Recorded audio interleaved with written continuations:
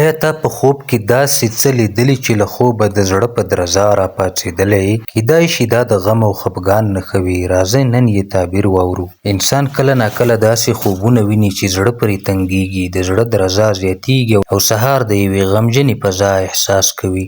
دا خوبونه عادي نه وي، دا د نفس احساساتو یا حتی د روح له ژورو نه یو پیغام وي. لومړۍ نښه: په خوب کې ژړل یا اوښکې تویول. که څوک په خوب کې ژاړي، دا اکثره وخت د زړه د خفګان یا د ژوند د فشارونو نښه وي. خو که ژړا خاموشه وي او بې صوته اوښکې تویېږي، دا ښیي چې ژر به راحت راشي. خو که غږیزه ژړا وي، نو دا د اندېښنې او غم نښه ده. دوهمه نښه: په خوب کې جنازه یا مړ سړی لیدل. که څوک په خوب کې مړ سړی ویني، دا ښیي چې زړه یې له یوې پټې ویرې سره ژوند کوي. خو که ځان مړ وویني، نو دا د ژوند د بدلون نښه ده، لکه د یوې درنې دورې ختمېدنه. په تیاره، طوفان یا وریځو ډک ځای کې تګ کول. دغه ډول خوبونه د داخلي خفګان څرګندونه کوي. که څوک ویني چې په تیاره کې ګرځېږي او لار نه پیدا کوي، دا ښیي چې په ژوند کې روحي ګډوډي او بې ثباتي ده. د اوبو ډوبېدل یا په سیند کې ډوبېدل. په خوب کې ډوبېدل ډیری وخت د فشار، غم او احساساتي بار نښه ده. دا ښیي چې انسان د ژوند د ستونزو تر بوج لاندې دی.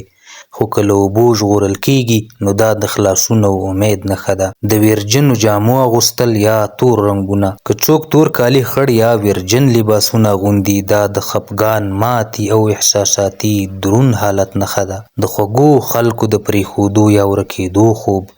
که څوک ویني چې مور، پلار یا مین خلک پرېږدي یا یې له لاسه ورکوي، دا د زړه د دنني درد نښه ده. دا ښیي چې انسان په خپل ژوند کې یوه عاطفي خلا احساسوي. په خوب کې بندي کېدل یا تړل کېدل.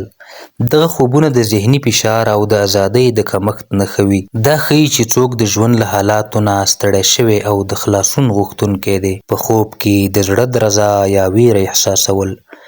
کله چې څوک ویریږي خو نه پوهېږي ولې، دا د روحي اضطراب او خفګان نښه ده. دا ښیي چې د ذهن دننه یو څه انسان آرام ته نه پرېږدي. پای: که ته هم دا ډول خوبونه ویني، نو پوه شه دا تصادفي نه دي.